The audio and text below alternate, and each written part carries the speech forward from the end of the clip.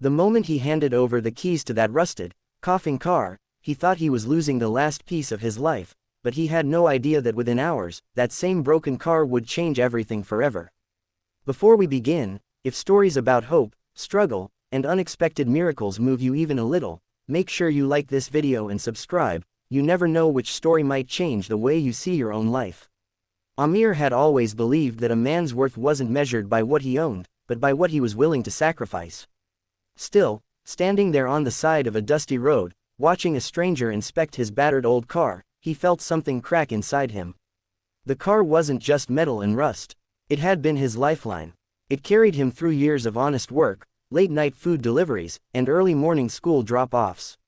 It was where his daughter, Noor, had fallen asleep countless times, her tiny hand wrapped around his finger.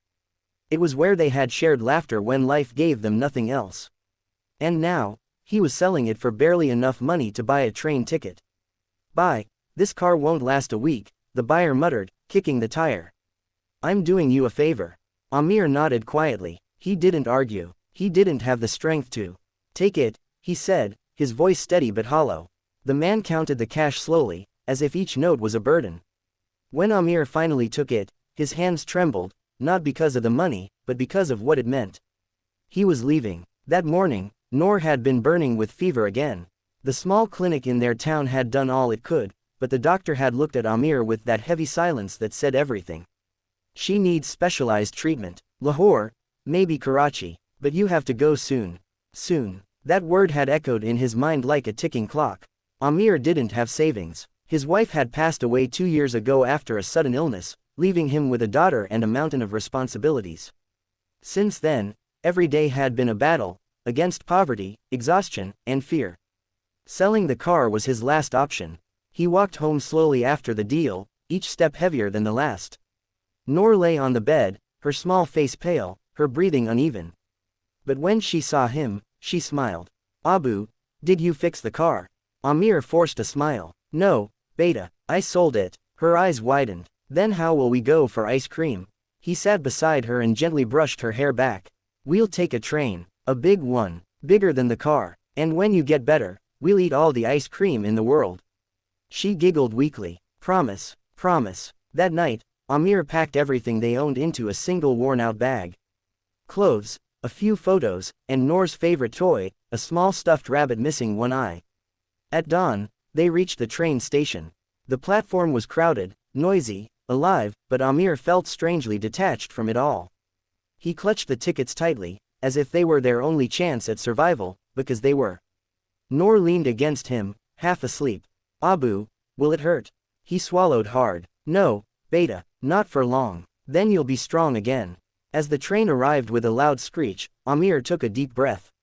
This was it, no turning back. But far away, in a completely different world, someone else's day was just beginning. Raza Khan, a billionaire known for his sharp business instincts and even sharper eye for rare finds, had a peculiar hobby. He collected stories hidden inside objects. Old watches, broken instruments, forgotten vehicles. He believed every object carried a piece of someone's life. That morning, while scrolling through a small online listing site, something unusual caught his attention. Old car for sale. Not in working condition. It wasn't the description that intrigued him, it was the photo. The car looked like it had lived 1,000 lives. Faded paint, cracked windshield, dents everywhere, and yet, there was something about it. In the background of the photo, barely visible, was a little girl sitting inside, smiling. Raza leaned closer. Interesting. On impulse, he made a call. "Find this car," he instructed his assistant. Immediately, by the time they tracked it down, the car had already been sold that morning. But Raza wasn't interested in ownership, he wanted the story. "Who sold it?" he asked. Within hours, they had a name. Amir. Meanwhile, the train had already begun its journey. Amir sat quietly, watching the fields blur past. Noor rested against his shoulder, her breathing shallow but calm. For the first time in days, there was a flicker of hope. Maybe they would make it. Maybe everything would be okay. His phone buzzed suddenly. An unknown number. He hesitated, then answered. "Hello, is this Amir?" A calm voice asked. "Yes, I'm calling about the car you sold this morning." Amir frowned. "Yes, is there a problem?" "No problem, I'd like to buy it."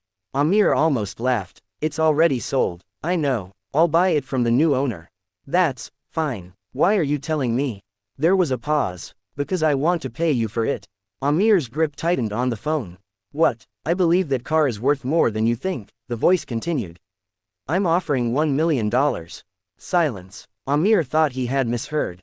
You're joking. I don't joke about business. His heart began to race. Why would you do that? Because, the man said softly, I think that car carries a story worth more than money. And I'd like to be part of that story. Tears filled Amir's eyes before he could stop them. He looked down at Noor, who stirred slightly, whispering, Abu. He covered the phone and whispered back, everything's going to be okay. For the first time, he truly believed it. The deal was completed before the train even reached its destination. The money was transferred. Doctors were arranged. Treatment began immediately. Days turned into weeks. There were moments of fear, of uncertainty, of long nights where Amir sat beside Noor's hospital bed, praying silently. But slowly, gradually, she began to recover. Color returned to her cheeks. Her laughter returned. Her strength returned. And one day, she sat up, smiling brightly. Abu, can we go for ice cream now? Amir laughed through tears. Yes, Beta, as much as you want. Months later, in a quiet showroom owned by Raza Khan, that same broken old car stood polished, but unchanged. The dents were still there.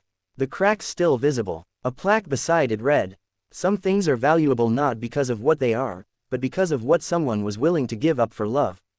Raza often stood there, looking at the car, thinking about the man who sold everything for his child. And somewhere else, in a small but warm home, Amir tucked Noor into bed, no longer worried about tomorrow. Because sometimes, when life takes everything from you, it's only making space for something greater. So if this story touched your heart even a little, don't forget to like and subscribe. Because stories like this remind us, miracles don't always come with noise. Sometimes, they arrive quietly, disguised as loss.